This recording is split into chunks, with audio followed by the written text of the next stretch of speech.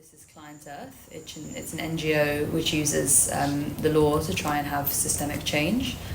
So what that means in practice is that on the one hand we advocate for strong legal frameworks. We're all lawyers here. And either we advocate for strong legal frameworks, or then we bring strategic litigations to make sure that the law is properly implemented and enforced. And we have actually offices all over the world, and our approach differs slightly depending on which part of the region we're in. So, for example, I have colleagues, here, obviously I'm based in Brussels, I'm originally from London, we have an office in London as well, and then we have offices in Berlin and Madrid, but then we also have offices in LA, where we do mainly litigation, but then also offices in Beijing and Tokyo, where we mainly do capacity building, working with governments to try and strengthen legal frameworks. So if you're interested in the work in Asia, we have a whole Asia team, Japan, China for the moment, but I think we're expanding to do work in Indonesia. We have partners in Korea as well that we work with, the Philippines. But I, myself, I work on clean air and air pollution in Europe, in Western Europe, and I do exactly that. So on the one hand, advocacy with the European institutions. You've seen they're just near here, the Parliament, the European Commission, the kind of ecosystem of European lawmaking is here, and we work with them to ensure we have the highest, we do advocacy with them to ensure we have the highest level of kind of legal protection. And on the other hand, as I say, I also work on litigations about air pollution. So why should we care about air pollution? Well, the WHO, the World Health Organization, said that it's one of the greatest environmental risks to health. So put very simply, it's not very good for you. And it's, I think I had a fact here somewhere. Well, there we are. I think in 2019, here we are.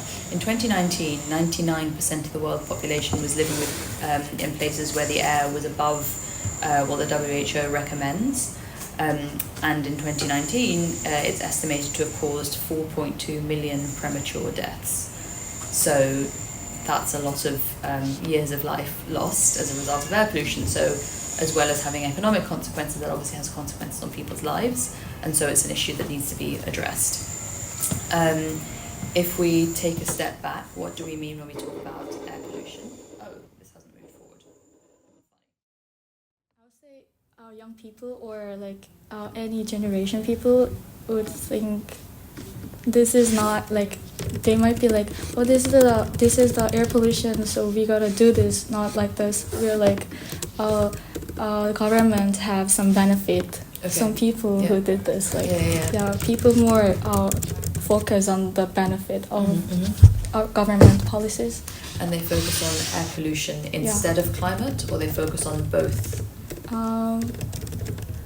I think it's more focused on pollution, air pollution. And also climate.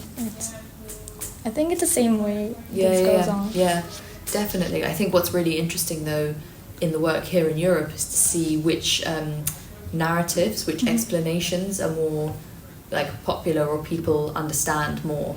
So in some parts of Europe they go air pollution, whatever, but we're really concerned about climate change because there's there's climate crisis happening.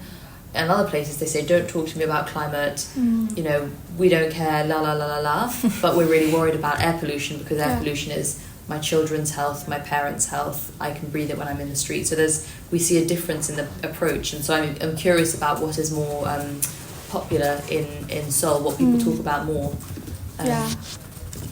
In that point, definitely it's air pollution. And some people have some mask in the subway or some bus because of the air. Sometimes we have some warning through our phone, and that warning from the government, the government say the air pollution today is really bad, and you guys, we recommend you put some mask on today, like that.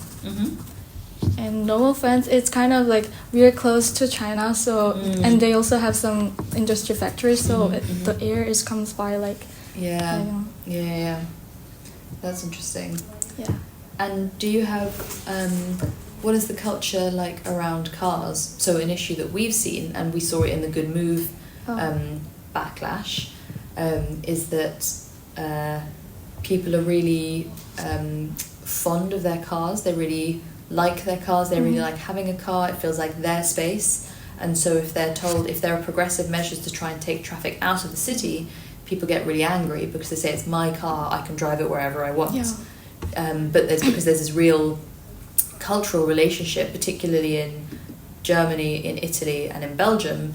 People, and we see it differently in all these different member states, but Italy, Germany, and Belgium really are like, we love our cars. So they get very angry at mobility policies that. Do you have that in Korea as well, or in South Korea as well, or not so much? We also have some kind of the policy like good move, but the area is really small. Like some particular, like some area nearby, so history or something. So people wouldn't get mad about it because the area is really small. But if our government do that, like good move or like. They try to make the area like bigger and bigger, and we think people would get mad about it a lot because Korea, especially the Seoul, is the really big city in Seoul, and people loves having a car and driving, but there is the bad things having a car because the parking lot is really small, and something like that. And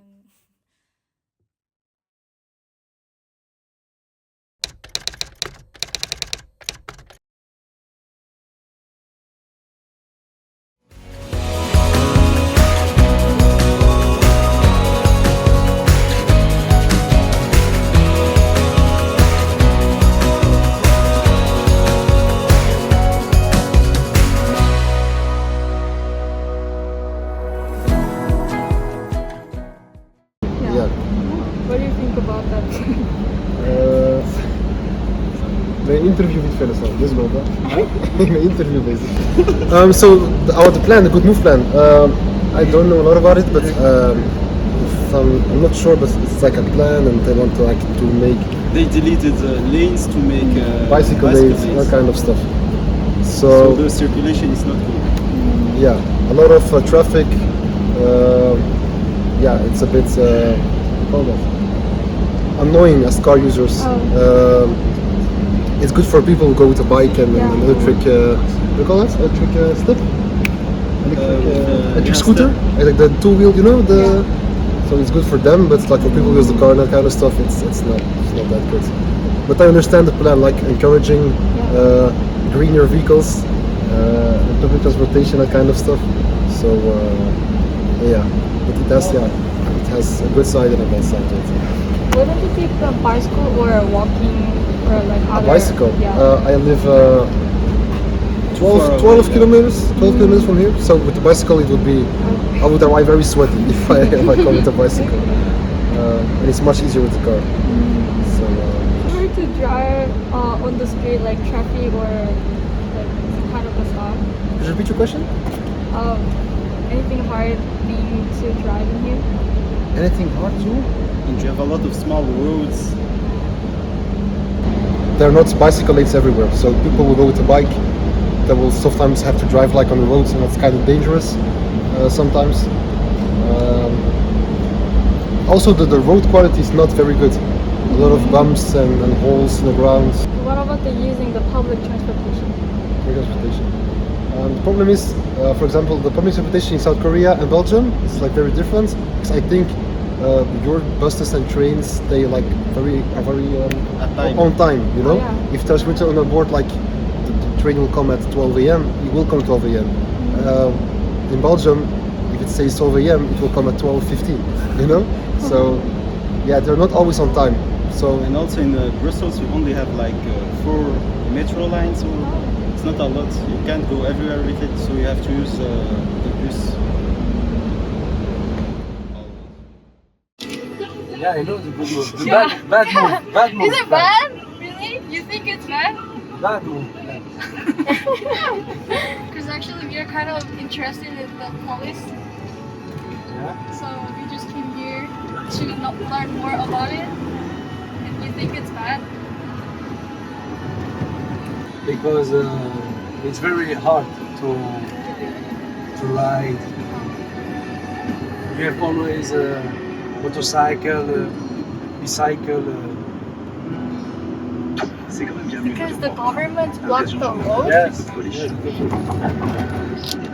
So you have to Our government is here. Oh, This one. here. Yeah. Really?